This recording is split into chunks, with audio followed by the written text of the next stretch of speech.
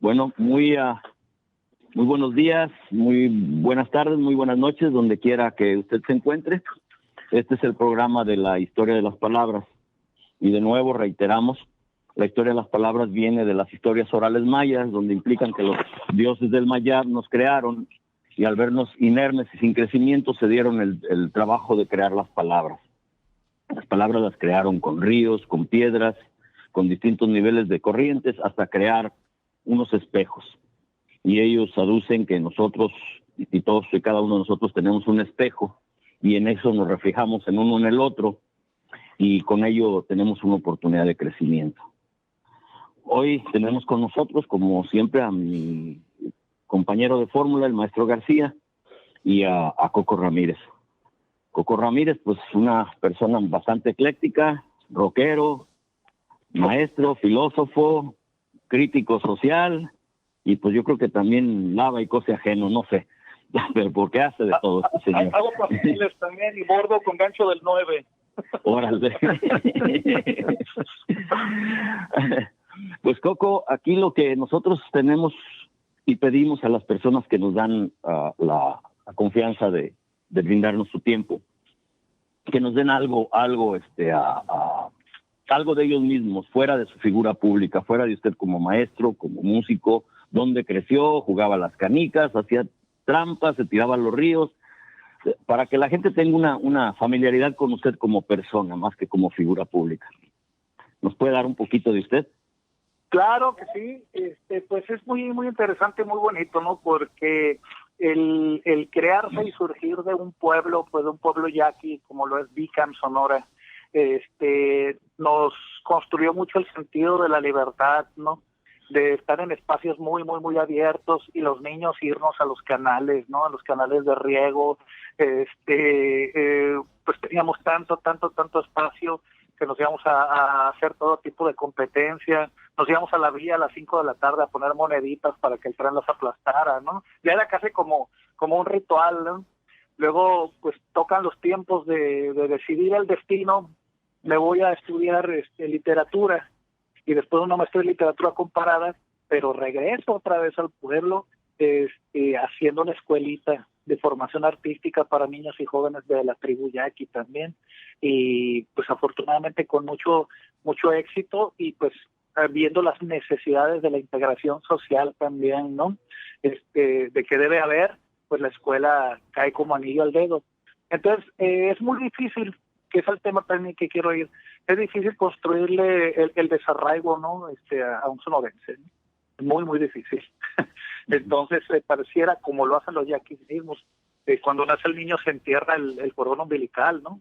Frente a los cerros, para que recuerde a dónde pertenece, ¿no? Entonces, esa es nuestra forma, pues, de ver las cosas. Yo no soy yaqui, nada de eso, pero pues resuena en mi conducta constantemente, ¿no?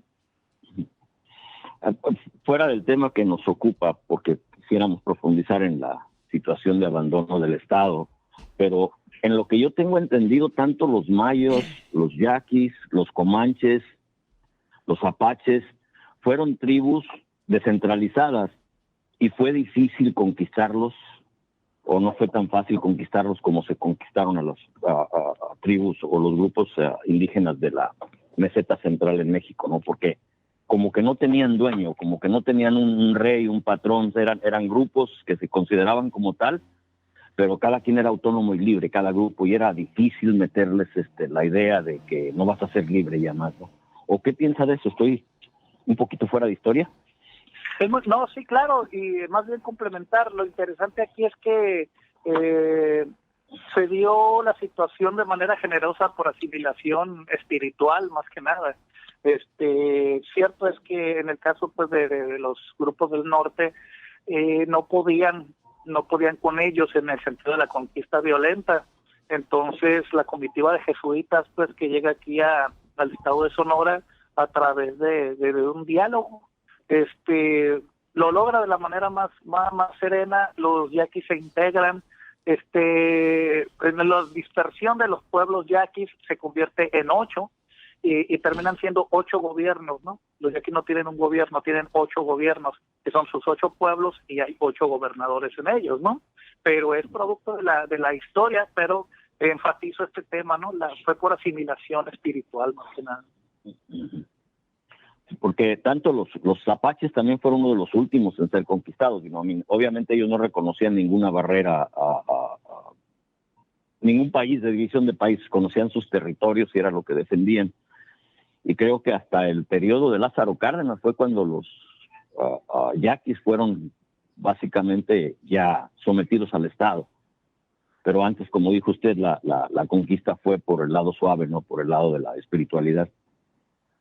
Sí, y en el caso de Cárdenas, Cárdenas más bien ejerce un plan de justicia hacia los yaquis por las tierras que les habían sido arrebatadas, ¿no? O sea, la campaña de exterminio que inició Porfirio Díaz, pues así tremenda, ¿no? Y de quitarles el terreno, de deportarlos, matarlos, claro está, etcétera. Y es precisamente Cárdenas quien les restituye gran parte de su territorio, ¿no? Eso es lo que pasó con Cárdenas. Y pues el tema que nos llamó la atención, maestro, yo lo he estado observando en distintas formas y platicamos un poquito la vez que yo le pedí la amistad por Facebook. Y yo, honestamente, yo creí que usted era un vendedor de libros, ¿no? Le interesaban los libros y los vendía, porque era como yo lo vi en Facebook, que estaba impulsando la lectura y voy a vender libros en tal parte y recomiendo esta lectura. Y hablamos un poco sobre, si acaso se recuerda, sobre lo que yo tengo en mi Facebook, que tenía inicialmente se me olvidó el titán que trajo el fuego a los hombres, Prometheus, y después lo puse yo en una pintura de Goya y me preguntó que qué onda con estas cosas, y ya le expliqué y me dice, ¿te gusta leer? Y ya de ahí lo empecé a observar. Y vino esta situación que hoy nos llama la atención, maestro, y me impresionó mucho el análisis que hizo allá, que fue más allá de lo superficial y pone en manifiesto la situación que tenemos nosotros ahorita de abandono social, la situación de la combi. ¿Cómo tal vez nos pudiera, a la gente que no está familiarizada con ese video que hizo y esa explicación, darnos una hipnosis de eso que usted puso ahí, para que nos sirva de base de plática? Dígame. Claro, bueno, nada más primero, con relación a los libros, pues sí, soy promotor de la lectura, ¿no? Eso sí. El tema de la combi, pues ya que será casi una semana de lo que sucedió. Maestro, vamos a hacer un pequeño paréntesis en esto. Fuera de la lectura, de los trabajos que pasó para llegar a estudiar filosofía, usted es músico. Usted no, su educación no fue básicamente sin un costo. Se tiró a tocar en las calles, a lo que sea, con tal de educarse. ¿Cómo va esa transición, maestro? ¿Cómo va ese amor por el entender? Bueno, le comento que yo me fui a la escuela de música de la Universidad de Guadalajara y no me gustó, no me gustó el plan de estudios y me salí y me dediqué a hacer música autodidacta, ¿no? Más que nada. Pero al entrar también a letras, yo me di cuenta que si me metía a un trabajo de esos convencionales, de horario y todo, no me iba a permitir leer lo tanto que tiene uno que leer en la facultad de letras, ¿no?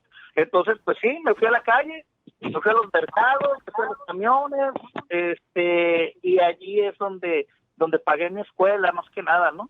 Pero pues lo hacía con mucho cariño, al final de cuentas, y con el propósito muy, muy claro y muy marcado, ¿no? Y pues bueno, ya me volví también profesor de música y pues a estas alturas he formado más de 1,000 músicos, yo creo, ¿no? Así. Y sigo, ¿no? Sigo. Esa ya es la parte de las consignas también. Sí me dedico a producir y grabar, componer, trabajar pues no cerca de la música en todas las formas posibles, desde música para comerciales, cortometrajes, produciendo grupos, etcétera, ¿no? Entonces, pues el objetivo siempre estuvo allí, al final de cuentas, ¿no? Era la música y el amor a la música, y pues bueno, allí estamos y allí seguimos, de necios. Uh-huh. ¿Usted estudió en la Escuela de Filosofía y Letras en Guadalajara? Estuve en la Facultad de Letras, ajá. Uh-huh.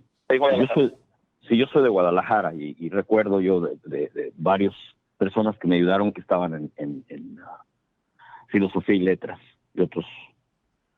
Pues los procesos formativos hay que uno sigue como puede, ¿no? Porque pues yo desafortunadamente no tuve la disciplina que tuvo usted y me dediqué un poco a la vagancia, y a pesar de nunca dejar el amor por la lectura, ¿no? Y pues mi formación no terminé segundo de secundaria, pero pues ahí uno trata de entender lo que puede con lo que hay, ¿no? Con lo que uno tiene. Vayamos a lo de la combi. ¿Cómo estuvo su análisis, maestro? Ok, bueno, sí. Otra vez, maestro, ahí disculpando, soy bien amable y no aprendo con cantidad de veces. Maestro García, por favor, preséntese, ya ve cómo es mi educación, que siempre se me olvida por meterme en esto. Ya me presentaste al principio, no te preocupes. Aquí estamos y seguimos, y pues vámonos a lo del combi. Órale, maestro. Bueno, sí. Ahí disculpando mi exceso de diplomacia. ¿Qué pasó con eso de la combi? ¿Cómo fue su análisis? ¿Qué es lo que usted vio? Más allá de lo que la mayoría ha visto. Exacto. Primero hablemos del estado manifiesto, ¿no? De la situación. Dos jóvenes intentan asaltar una combi, la combi arranca, se queda uno arriba, no lo dejan salir y pues prácticamente es un linchamiento, ¿no?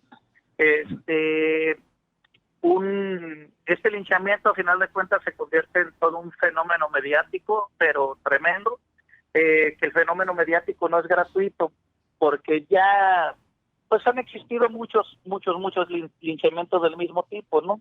Pero el detonar o la explosión más bien es el reflejo de un estado de cansancio, más que nada, como decíamos en su momento, de descomposición social, de desesperación, de impotencia.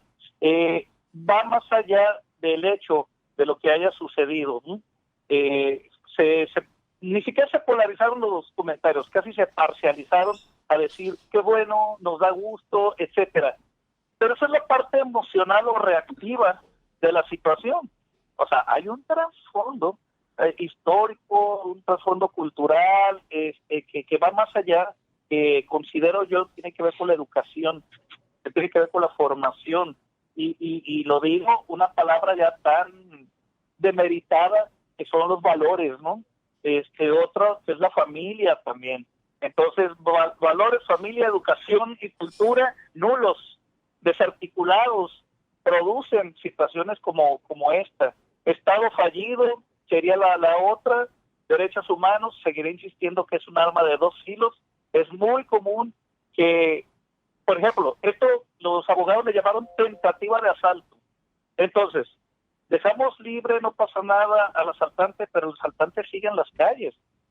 Y con muchas veces situaciones funestas como el hecho de matar a alguien, ¿no?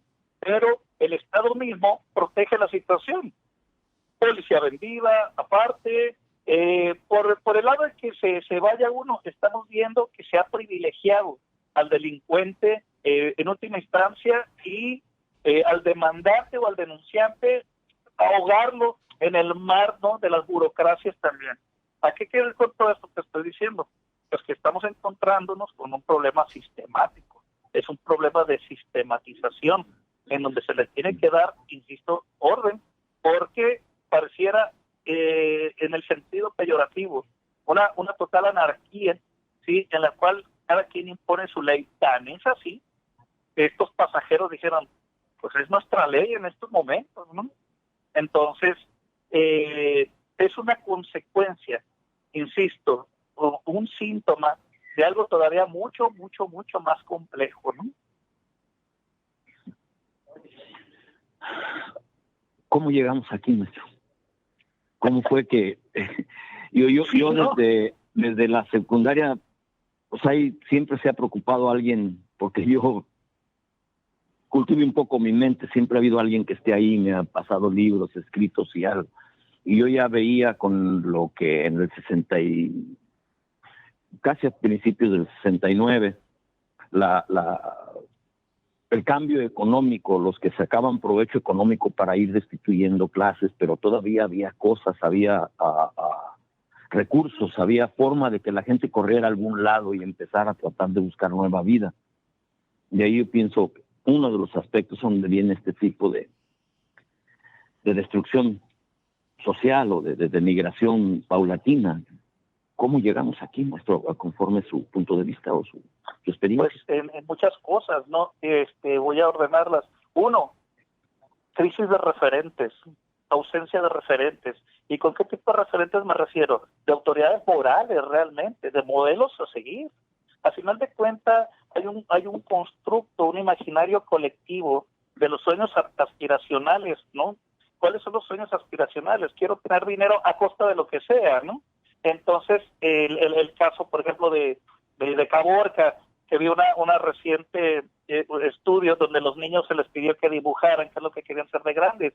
El 100%, sin excepción, se dibujó con metralletas, ¿no? Con camionetas grandotas. Quiero ser nada. ¿Cuáles son los referentes que tienen esos niños en casa, en las escuelas? No se diga ahora internet también, sin satanizar los medios. O sea, el padre ausente, en toda la extensión de la palabra, papá y mamá que trabajan y que no está la crianza del niño también. O sea, ¿en dónde está el referente? ¿En dónde está el modelo a seguir?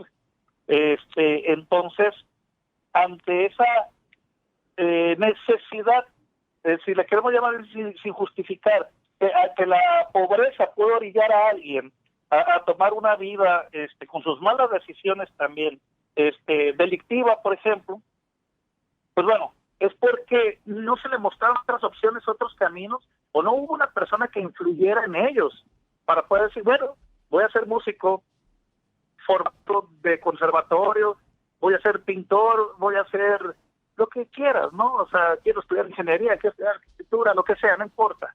El punto es, cuando alguien se convirtió en modelo para, ¿sí? Esos referentes son los que de los que se carece. A eso me refiero con esa crisis de referentes. Entonces, obviamente, al no existir esto, pues tampoco hay valores. Hay valores simulados, ¿no? Valores que podrían venderse, ¿no? En la tele, en internet, en donde sea, de lo que es ser bueno, ¿sí? O estar haciendo el bien para consigo mismo. Pero yo creo que no hay tal. Entonces, como dice usted, ¿en qué momento llegamos, no? Digo, yo también me quedé así, ¿en qué momento empezó esto también? ¿En dónde está el germen, sí, de todo este problema? Yo insisto que es en la desarticulación de la familia, para comenzar, ¿sí? Y obviamente en las situaciones complejas de la economía, ¿no? A falta de oportunidades, sin justificar, insisto, lo delictivo, ¿sí? Porque todos podemos emprender algo para salir del hoyo. Nos puede desesperar, nos puede estar llevando, pero podemos hacerlo, ¿sí? Es cuestión de intenciones y de propósitos. Entonces, hemos llegado a este momento ya cansados porque ya se convirtieron todos contra todos también. Hubo la frase más fuerte cuando uno de los individuos golpea a y le dice, ¿no? Para que sientan lo que sentimos, ¿sí? O sea, hay un sentir pues, generalizado ya de cansancio, de molestia y de impotencia. E insistimos, cosa que las autoridades pareciera que pasan por alto, ¿no? Maestro García, ¿algo que quiera agregar al respecto? Preguntarle aquí a Coco.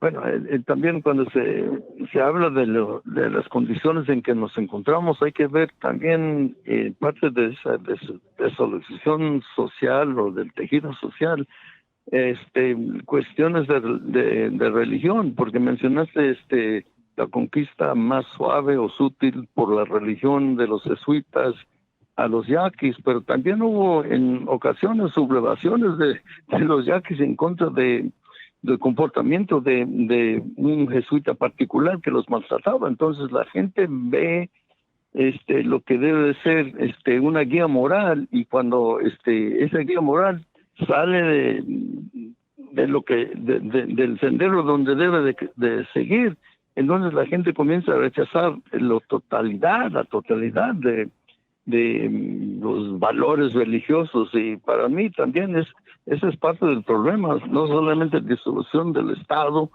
la criminalidad, pero también que nos está fallando también la Iglesia. Cuando el cardenal de la Ciudad de México sale o se retira y tiene que 20 gasolineras que es dueño, algo anda mal ahí también, y también con los encubridores, pues también barrete mal. Así pues es casi tengo la tendencia de verlo como una disolución total, y nos deja en como salvajes ahí. Sálvese el que se pueda. Pues dejen agregar un poquito. Un problema sistemático, pues, al final de cuentas, y toda una sintomatología podrida, pues hay como una enfermedad al final de cuentas llena de todos estos síntomas, ¿no? Y esa enfermedad, pues, ya es ese general malestar social o descomposición social. Sí. Agregando un poquito más en lo que José Garibe Rivera, Pepe Dinamita, uno de los sacerdotes que en la Guerra de los Cristeros dinamitó un tren y mató a más de 500 personas. Era dueño de las droguerías Levi, y sus hijos heredaron esas droguerías. O sea, esas farmacias o droguerías Levi. Entonces, no, es lo que dice el maestro García, es todo este tipo de marcadores morales que definitivamente no llenan la expectativa humana. Hay algo que yo, en lo que he leído y me ha llamado la atención, a un lado de mi casa está un templo budista, en donde el Buda dice que el hombre lo que lo pierde es desear más de lo que tiene o diferente, porque al querer más empieza a comprometer su ética y moral. Eso es lo que nos ha sucedido, que todos, como sociedad, como gobierno, como guías espirituales, perdimos nuestro sendero y queremos más, o dominar a otro, o querer a otro, y hemos perdido nuestra base. ¿O qué piensa, maestro Coco? Sí, bueno, hay mucho de eso, cierto. Eso lo comento mucho con mis alumnos. Encuentra tu propósito también y no te pierdas de él. No olvides hacer el bien al otro, ¿no? También, tú te haces el bien. O sea, yo creo que esa venda, ¿sí? Esa venda que produce esa ceguera para la convivencia con el otro y la realización de uno mismo, esa venda se tiene que caer, pues, ¿sí? Debe haber claridad, insisto. Entonces, vuelvo a la palabra, si no hay guías, si no hay referentes, si no hay ejemplos o modelos a seguir, positivos, claro está, se camina en esa ceguera. O sea, al final de cuentas, el maestro, y lo digo en todos los niveles, ¿no? Místicos y los que sean, el maestro es una luz que guía, ¿no? Y guía al luminis, o sea, al que no tiene luz, alumno, ¿sí? Entonces, ese es la gran necesidad. Tenemos que crear guías también, contribuir a ello, y obviamente, si es cierto, si uno predica con el ejemplo, pues claro que se va a convertir en algo veraz, ¿sí? O sea, va a haber verosimilitud allí, ¿no?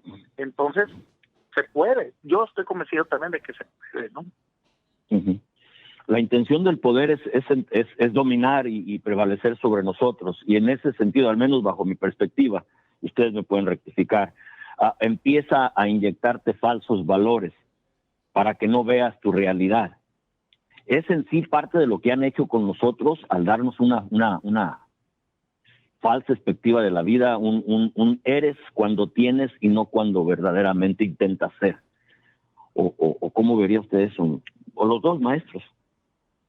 Sí. Claro, definitivamente, ¿no? O sea, hay que tener el poder, su premisa al final de cuentas es el dominio, para poder mover a sus anchas lo que quiera mover y hacer y deshacer incluso, ¿no? Entonces, esta inyección de los falsos valores precisamente es la que influye en un estado de zombie, a final de cuentas. Entonces, se tiene que revertir eso. Por eso, los gobiernos, y pienso en el nuestro, odian la palabra autonomía, por ejemplo. ¿sí? Ya les suena sospechoso o ilegal cuando hay grupos autónomos, cuando hay una radio autónoma, cuando hay una escuela autónoma, porque como no se rigen bajo sus principios, ¿sí? Saben que les puede producir un daño a ellos, aunque esté generando un gran beneficio social, ¿sí? Y eso lo digo por experiencia, ¿no? Así de sencillo. Entonces, claro que mientras se mantenga ese dominio, pues no importa que esté aletargada una sociedad, ¿no? Porque cumple con los intereses o las necesidades del poder. ¿Algo al respecto, maestro García? No, la educación, que la lectura pues abre las puertas a un mundo infinito, pero cuando el maestro, como decías, debe ser ejemplo, que danos la introducción a un mundo distinto, otras posibilidades, nos invita a imaginar algo, otra realidad, pero cuando están dominados los mismos maestros por enlaces corruptos con los poderes económicos, por medio del gobierno o por medio del crimen organizado, entonces pues ya se está cerrando esa puerta a buscar otro mundo. Y entonces resulta más trabajoso, yo no voy a decir imposible, pero para encontrar, para buscar esas otras posibilidades, para imaginar otra realidad, se nos hace más dificultoso. Coco, ¿qué piensas? Exacto. Estaba pensando, y vale la pena, quiero sacarlo a colación, tengo que comentar esta situación. Ahora que regresé yo de Guadalajara, que son hace 3 años apenas, platiqué con los gobernadores tradicionales de la tribu Yaqui y les pedí que me dieran chance de comenzar con una escuelita de formación artística. Les voy a comentar, me autorizaron y les comento que yo iba todos los miércoles con mi guitarra y no se paraba nadie. Así, nadie. Iba y con un calor de 42 grados y todo lo que ya saben, ¿no? Un día llegaron 2 muchachos. Un día llegaron 3, un día llegaron 5. Y de repente ya teníamos clases de pintura, de dibujo, de música, de lengua yaqui, de inglés. Y comenzamos a tener danza. Y antes de que empezara lo de la pandemia ya teníamos 280 alumnos. ¿Sí? Entonces, todos esos niños, todos esos jóvenes que no tenían una oportunidad de formación artística, ni de aprender solfeo, ni nada, comenzaron a ver, que sí se puede, que es posible, ¿no? De ahí surgió nuestro lema. Los que hemos hecho florecer en el desierto no creemos en imposibles. Los muchachos se comenzaron a sumar, unos terminaron ya produciendo y sacando rolas en Spotify, bien grabadas y todo. Los niños con un coro, sacamos un coro infantil, etcétera. O sea, el gobierno jamás se interesó en el pueblo, ni en esos niños, ni en esos jóvenes. Jamás volteó a verlos. ¿Y por qué? Porque les sacaban quizá esos 40 y tantos grados y estar ahí en medio del desierto, ¿no? ¿Y qué pasó aquí? Que logramos nosotros de manera autónoma, totalmente autónoma, sin regirnos bajo ningún esquema de la Secretaría de Educación Pública, ni lo vamos a hacer jamás. Logramos hacer una escuela que ya había logrado tener ya 2 festivales, ¿no? Y todo como un acto de voluntad, de suma de voluntades. Presupuestos millonarios se van a proyectos educativos y formativos y no sé cuánta cosa y que no fructifican en nada. Y yo sigo insistiendo, lo más caro es la voluntad, ¿sí? Entonces, ¿a qué quiero ir con esto? Los ejercicios de voluntad y de convicción, y sueno idealista, pero insisto, lo tengo demostrado, esos ejercicios de voluntad pueden lograr muchas cosas y florecer nuevas cosas, y hablo de las nuevas generaciones, ¿no? O con las nuevas generaciones. El maleado que ya está viejo, ya se quedó maleado, ¿no? Pero son los que vienen, pues, los que le van a poner orden también a esto. Entonces necesitan una guía, necesitan una orientación. La mentada esta dialéctica, ¿no? Hubo un programa que fue muy corto, de media hora, generalmente teníamos la hora, pero para otra urgencia me pidieron que los compañeros estaban con nosotros, que les diéramos la otra media hora. trabajamos ahí con la idea de la legalidad, lo que es legítimo y lo que es legal. Lo que es legal es una forma de dominio, una forma de domesticación hacia el pueblo que el poder ejerce contra nosotros. Y la legitimidad surge de que las comunidades, la conciencia común, encuentre una salida y la aplique a su comunidad, a tratar de avanzar.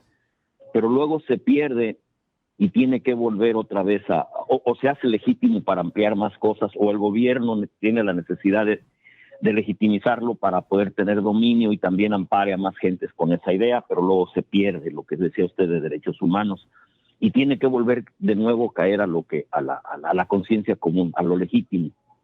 Y como que eso nos lo impiden, ¿no? Y nosotros mismos lo impedimos porque es cómodo no entrar a este tipo de situaciones donde tal vez empecemos a ver nuestra propia deficiencia e incomodidad y tenemos miedo a ello. ¿Cree que un proceso de la dialéctica o en esa forma entre legitimidad y legalidad no lo hemos entendido, no lo queremos aplicar o tenemos miedo a ello? Las dos cosas.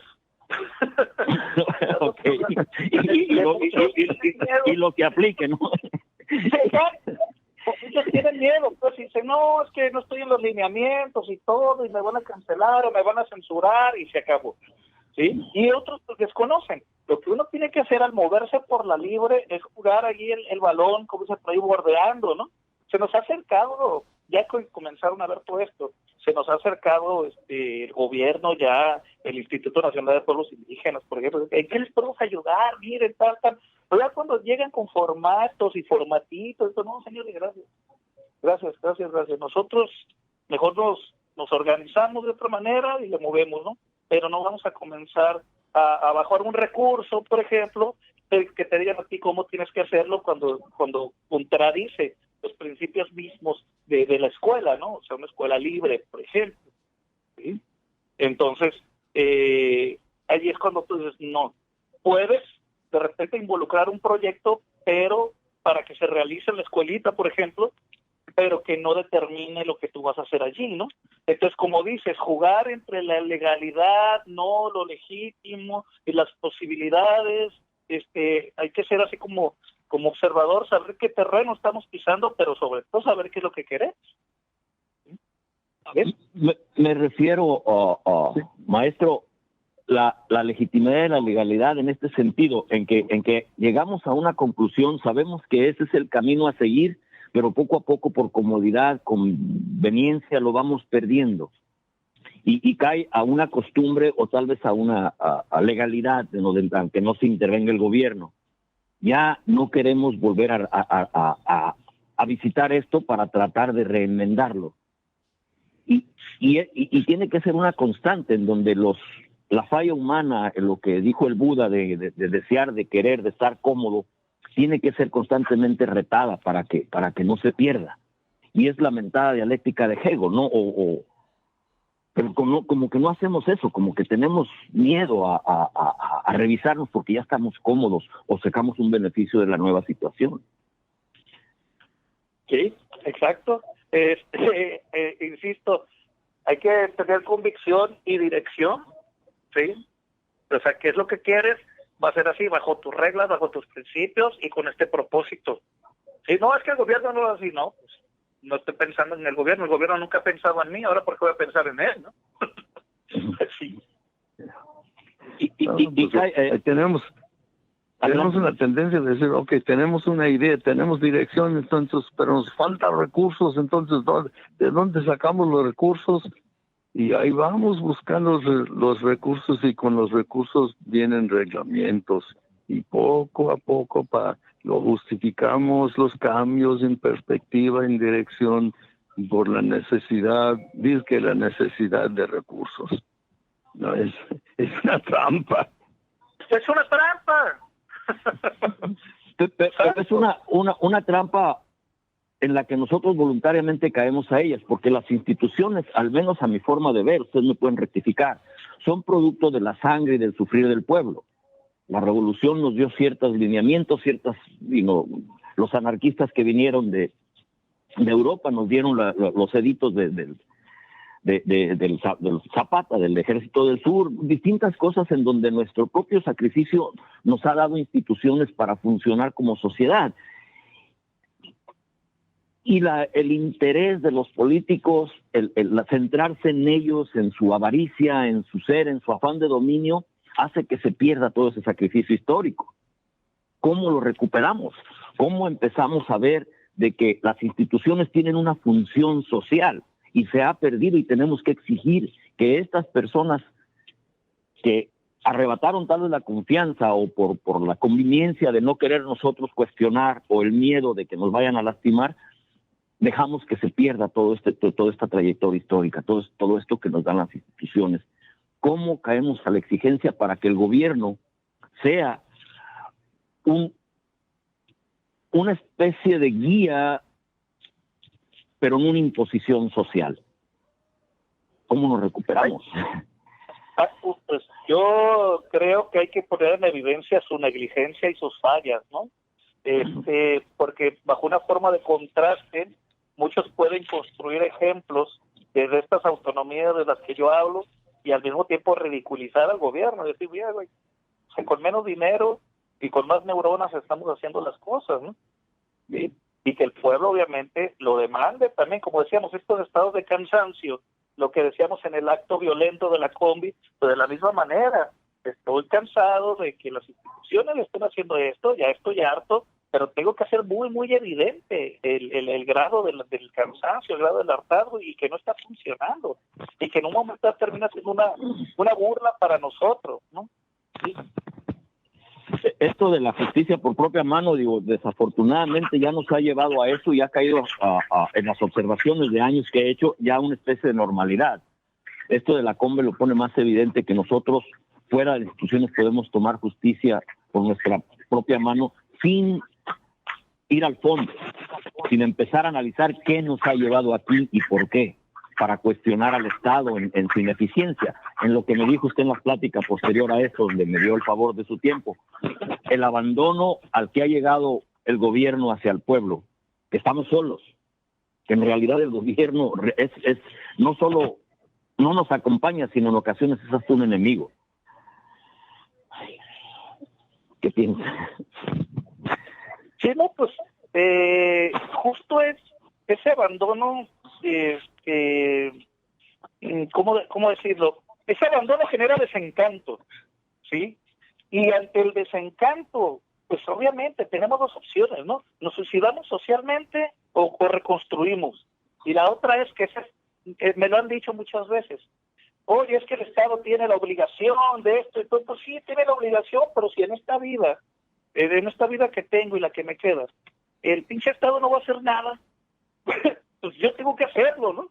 Yo tengo que hacer lo posible y hasta lo imposible, hacerlo sentir posible, pero hay que sembrarlo para que esto luego se convierta en una insistencia de muchos, ¿sí? O sea, que muchos ya hagan ruido, ¿no? Sí, eso son las colectividades también.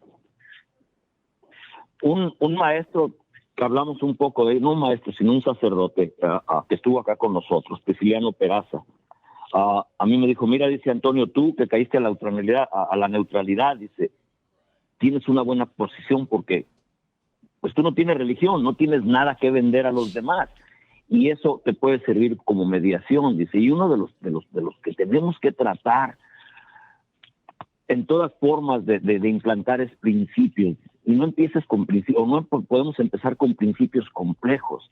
Una cosa sencilla y fácil de capturar a la gente es la transparencia y la rendición de cuentas. Después llegaremos a cosas más complejas como la justicia, democracia y otras cosas, pero al principio ser claros y transparentes. Claro. Empezar a tratar de tener una integridad, y eso hace que trabajitos pequeños empiecen a establecer un principio que nos guíe como sociedad. Bajo esta conclusión, ¿qué piensa, maestro? O ambos. Sí, pues vuelvo al punto, ¿no? Es simbólicamente lo digo, ¿no? Hay que sembrar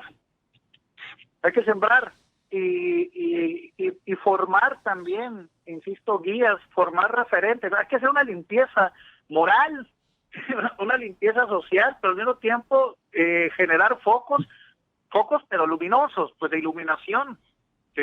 Socialmente, y esos que se conviertan en referentes. Se puede, pero hay que trabajar en ello y replicarlo y hacerlo evidente también, ¿no? Esa es la única forma. Hay que comenzar a sembrar. Pasamos pues de la teoría a la praxis, ¿no? Pasamos de la palabra a los hechos. Ahora ya hay que hacer hechos, hay que transformar, así. Maestro García, usted y yo pues caminamos un poquito con el padre Peraza, un padre brusco, sí, franco, que lamentada de madre está a flor de boca. El sonorense de ti, maestro. No, ahora bien directa, ¿no? Bien directa, bien clara. Pero también me hace recordar, cuando éramos estudiantes marchando en las manifestaciones en la universidad, que nos dijo una mujer afro que trabajaba ahí limpiando los baños de la universidad, hay que ver que para limpiar la ropa sucia y la máquina lavadora hay que tener una agitadora. Y sin esa agitadora no sale la ropa limpia. Entonces, en esta sociedad, pues es una sociedad bien sucia, entonces necesitamos agitadoras aquí. Y pues era algo que pues ya nos lo contó hace más de casi 60 años, pero se me pegó porque es metáfora interesante, que hay que agitar, hay que poner otro ejemplo, hay que buscar otro ejemplo y hay que agitar, no callarse. Casi como la cueva de Platón, ¿no? Regresar a la oscuridad después de haber visto la luz, las flores y todo, para ser hasta cierto punto maltratados y rechazados porque queremos que la gente vea lo que no se quiere dar la oportunidad de ver. Y sin embargo, ese es el trabajo a llevar a cabo, ¿no? Tomar los riesgos de fracasar, de ser rechazados. ¿Sí? ¿Qué piensa, sí, Coco? Exactamente. Ese es un comentario recurrente en algunas charlas que me ha tocado dar y entrevistas y todo, y que la digo recurrentemente con los alumnos también. Tenemos que aprender también a recibir y vivir los rechazos, porque siempre va a haber incredulidad cuando tengas un propósito positivo, sí, edificante. Va a haber mucha incredulidad, va a haber muchos obstáculos también. Entonces, de rechazos, digo, uno va aprendiendo y va haciéndose una coraza también, ¿no? Al final de cuentas se tumba uno los egos y todas esas cosas, y dice, que el propósito sea claro, ¿no? Y entonces uno camina picando piedra, ¿sí? Y ya cuando uno pone en evidencia que lo que parecía imposible es un hecho, pues cambia la percepción, cambia totalmente la percepción, ¿no? Pero antes de ello, pues sí, hay toda una antología de rechazos que va compilando uno, ¿no? Pero pues bueno, al final de cuentas es parte muchas veces del proceso para hacer más fuerte el ejemplo, ¿no? Sí, es simple. No, a veces la reacción es tremenda, porque cuando, regresando a aquellos tiempos, cuando andábamos ahí marchando, demandando, protestando en la universidad ahí de Fresno, nomás había una estación en Fresno que se presentaba su programación en español los 24 horas del día, los demás parcialmente. Pero esta estación tenía un director de noticias que era de la Ciudad de México, y cuando nosotros andábamos marchando, él dijo en la programación que deberíamos estar en México, donde el gobierno sabe qué hacer con estudiantes revoltosos. Así lo dijo. Pues, para nosotros fue un golpe tremendo. Ni nos apoyan en la única estación de programación en español. Y el director de noticias dice, no, pues queremos soltar los granaderos. En esta situación de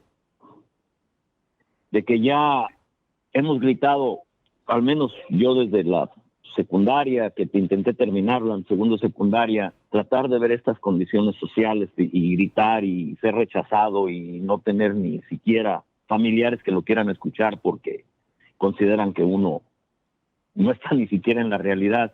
Y a hoy tenemos esta condición de la pandemia, donde se hace más evidente lo que hablamos a la plática anterior a esta conversación.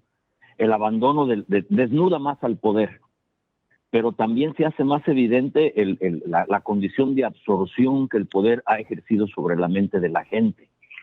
Y la gente, en vez de cuestionar qué lo ha llevado a estar así, a vivir a oscuras y solo ver a sus congéneres como enemigos y no al Estado que lo ha llevado a esto, ¿cómo salimos de esta? ¿Cómo empezamos a crear el cuestionamiento más a fondo y ver que esta pandemia, al igual que la de 1300, nos dé una condición social al otro lado de la pandemia, un cambio más real, más humano? Claro, pues se ha construido la servidumbre voluntaria, ¿no? Lo digo entre comillas. Ese es el problema. Ya hay un proceso bien trabajado previo de alienación, y luego otra forma de alienar también, no se nos olvide, es mediante el miedo. ¿Sí? Entonces miedo y alienación van de la mano en esta situación de la pandemia, y donde bueno pues se han visto las superioridades morales de unos y de otros al respecto, y de otros así el no me importa, no, ya se me va a morir, ¿no?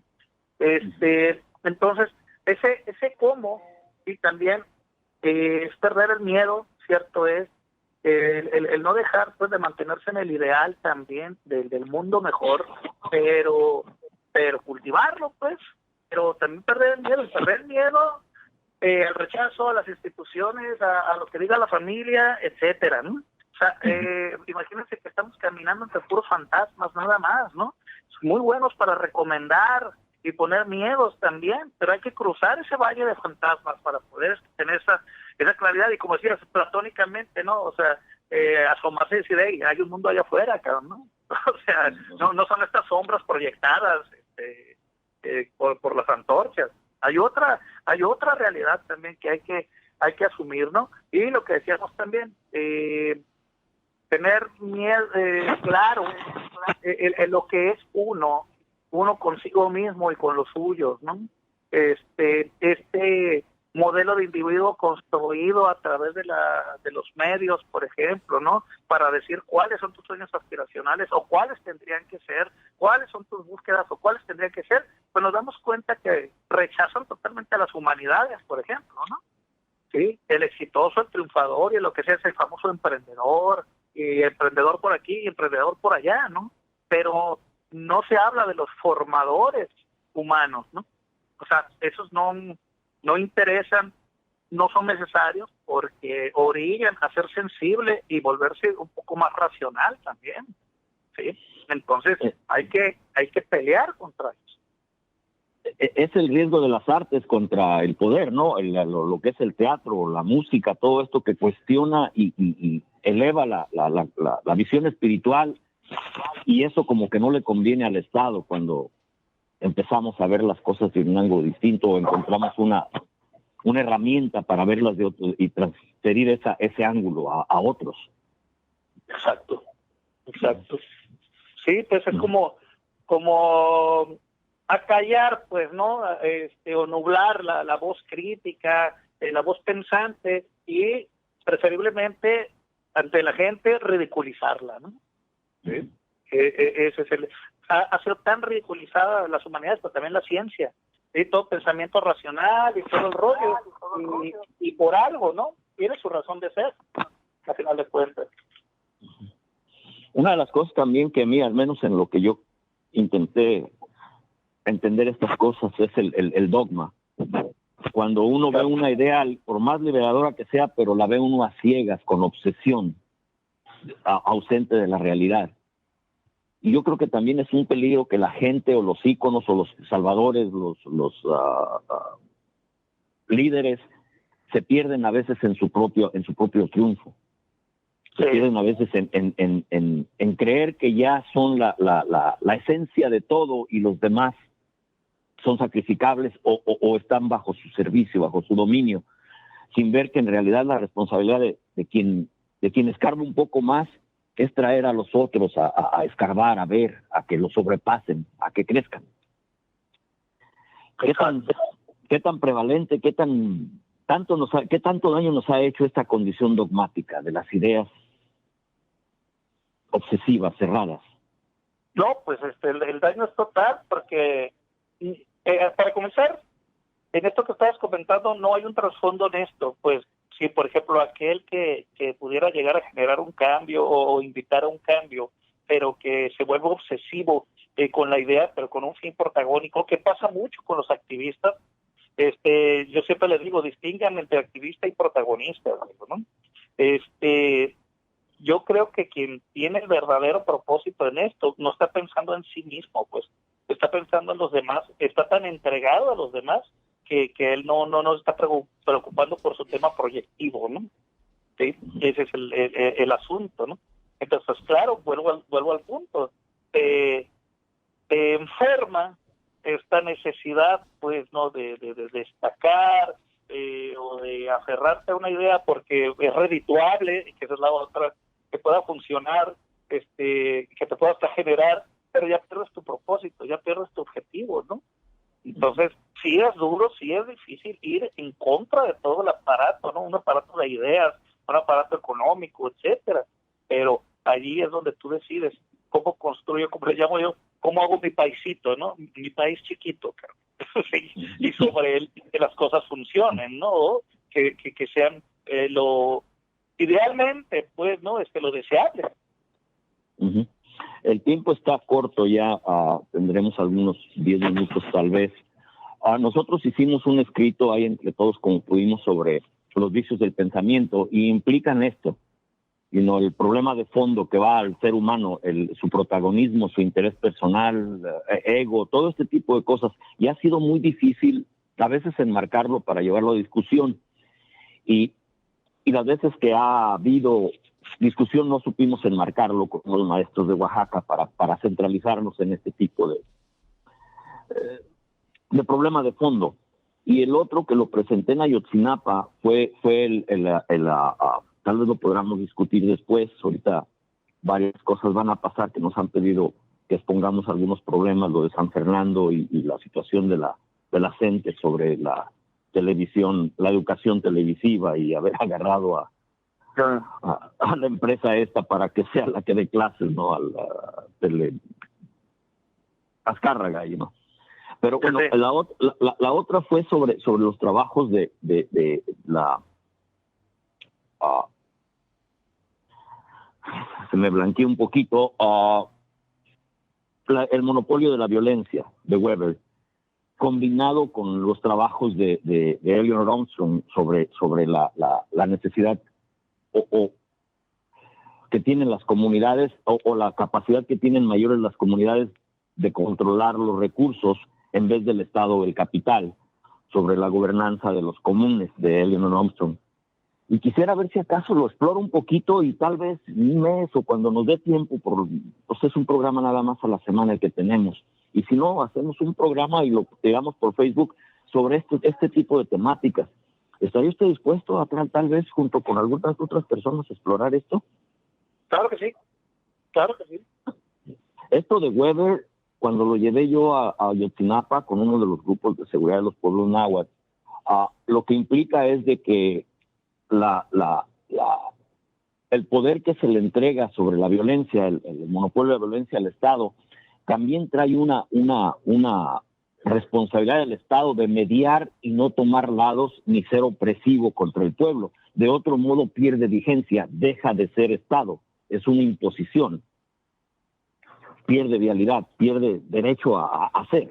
Y creo que es a lo que hemos llegado, que ahorita el Estado simple y sencillamente no es, porque no, la confianza de darle el monopolio de la violencia la ha mal usado y nos ha llevado a este tipo de situación social, de desesperación. Y por otro lado, también el Estado, en los trabajos de Eleanor Armstrong, el Estado y el capital tienen la tendencia a destrozar los recursos, a no tener conciencia de ellos, y las comunidades cercanas a ellos tienen mayor capacidad de cuidarlos y alargarlos y tal vez hasta revivirlos. Y no sé hasta dónde pudiéramos explorar, ya sea con usted o con algunas otras personas, esto después. ¿Qué piensa? Pues sí, está bueno como para hacer una sumergida con este tema. Sí. Pues yo vaya a golpes de ciego, ¿no? A tirarle a ciegas a la piñata, es como estoy llegando a estos temas, ¿no? Porque pues no tengo yo definitivamente la disciplina que hubiera obtenido tal vez si hubiera estudiado en forma oficial. Es nada más el deseo de saber, el deseo de conocer, el cuestionar lo que me ha llevado a entender cómo puedo esto, y la necesidad de tener gente que se ha dedicado más que yo a esto para que me ayude a entender estas cosas. Y en eso pues el maestro García, que tal vez nunca públicamente ni personalmente le agradezco todo lo que ha hecho conmigo, ha sido una de las personas que también me ha ayudado en este intento de crecer. Maestro, ¿cómo ve? ¿Exploramos esto con este señor? Pues como siempre. Bueno, ¿a quién estás hablando, Antonio? Bueno, al maestro García, porque los dos son maestros. Y yo soy un eterno alumno. No, para mí también, hablando de Max Weber y de otros académicos, también hay que recordarnos de las contribuciones de Ríos, sobre todo en su pequeño Ríos Ilustrado, cuando habla de fe, dicen que algunos tienen fe, otros prefieren pensar, y hay que pensar, hay que desarrollar la habilidad, la práctica de pensar críticamente, y es cuando hablas de no estudiar tanto formalmente, es que no te encajonaron entonces en una perspectiva de si andas más libre. Pues Ramírez, Coco, Sí. La intención era tratar de explorar lo más a fondo que pudiéramos el abandono del Estado hacia nosotros mismos, el sentirnos y sabernos solos para ver cómo salimos de esta como pueblo, como personas. Y estas pláticas pues no son lineales, a donde nos vayan llevando. ¿Algo Claro. que quisiera agregar a esto? Pues que la plática no termina aquí, ¿no? Es lo primero que agregaría. Y bueno, cierto es pues que va de lo particular a lo general, ¿no? El conócete a ti mismo, ¿no? El tú qué onda, qué estás haciendo como ente social, como personalidad social, y qué estamos haciendo en colectivo también, y qué podemos hacer todos ante el Estado fallido y todas las problemáticas que hay en ¿no? Que no nada más es el efecto de la violencia con el ejemplo de la combi, mucho más, ¿no? Hay mucha descomposición, ¿sí? En la misma educación, en las instituciones, bla, bla, bla, pero ¿qué hacemos nosotros y cómo? Que es muy importante, cómo nos construimos nosotros el entorno propicio también para hacer llevadera las cosas, pero también tenerlas en ascenso, en un ascenso positivo, ¿no? Son preguntas que se quedan allí, podemos hacernos nuestras propuestas y hacer prueba y error, ¿no? Yo creo mucho, pues, en las autonomías, en los grupos autónomos que quieren construir educación y cultura y generar integración familiar, ¿sí? Entonces creo que si podríamos un día replicar todas esas células, pues podríamos tener éxito, ¿no? Y poner en evidencia pues la vergüenza del Estado, ¿no? Y bueno, de mi parte, ¿no? Es eso, y pues por otro lado ya también agradecer muchísimo que me considere para platicar de estas cosas. La experiencia humana que viene por todos lados, ¿no? Mira, el padre Peraza, que al menos me dio esa partitura sobre el establecimiento de principios, más de que tratar de imponer o querer conquistar el poder de un solo, sino ir tratando de revisarnos internamente para tratar de cambiar nuestras circunstancias. La situación de las comunitarias que lograron un sistema de justicia alterno y tal por fallas internas y también intervención del gobierno se han desviado un poco, pero hay posibilidad con estos trabajos que han surgido desde nosotros mismos. esta forma de redimirnos, de intentar cambiar nuestras circunstancias. Toda esta experiencia creo que es muy importante. Lo que ustedes están haciendo con los pueblos yaquis, a través de la cultura, a través de la música, de las artes, todo eso. Perdí un poco de noción de tiempo, no sé si acaso tengamos algunos otros minutos. ¿Cómo caminamos esto, Coco? ¿Cómo seguimos adelante?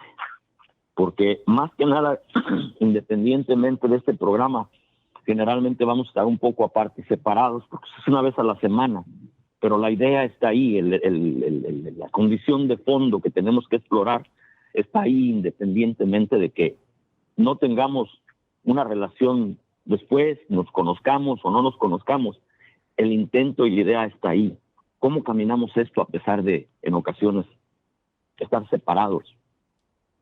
No, pues afortunadamente tenemos un medio de comunicación, formas de comunicación, las mismas que pueden estarse alimentando, ¿no? Con algunos temas que nos vayan saliendo y que en la inquietud pues interpretemos y hagamos el intercambio de impresiones y sugerir y construir y deshacer y todo, ¿no? Se mantiene pues ese lazo finalmente y a seguir platicando, ¿no? Que digo, personalmente son temas que se me hacen importantes, que no están cayendo en superficialidades ni cosas de esas. Pues necesitamos nosotros darle una ¿cómo le podemos llamar? Un buen masaje a las neuronas, ¿no? Y esto nos ayuda, ¿no? Y nuestro yo social, pues importante reflexionarlo finalmente, ¿no? Uh-huh. Maestro García, al menos en lo que es este programa, ¿qué dice? ¿Qué piensa? Ya para cerrar esto. Bueno, pues ya hablando del paisito autónomo, pues estos paisitos autónomos deben de tomar el ejemplo de la partícula y a contagiar todo el organismo. Exacto.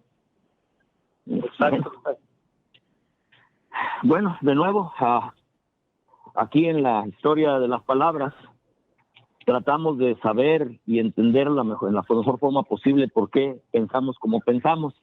Tal vez al entender nuestro pensar y el porqué de ello podamos cambiar nuestras circunstancias. Muchísimas gracias, maestro Ramírez. Muchísimas gracias, Coco Ramírez, maestro García. Muchas gracias, un saludo. Pues estamos aquí al tanto y al pendiente y muy, muy agradecidos. Bueno, gracias. Adelante, maestro. No, sí, pues, iba a dar las gracias al invitado de hoy. Bien interesante el intercambio, bien interesante. Gracias, maestro. Bueno, pues esta fue la historia de las palabras y de nuevo, pues aquí estamos tratando de explorar un poco nuestra mente, a ver si acaso logramos un día entendernos como seres humanos y si no, a seguir caminando en esto. Muchas gracias a todos, muy buenos días, muy buenas tardes, muy buenas noches, donde quiera que ustedes nos hayan escuchado.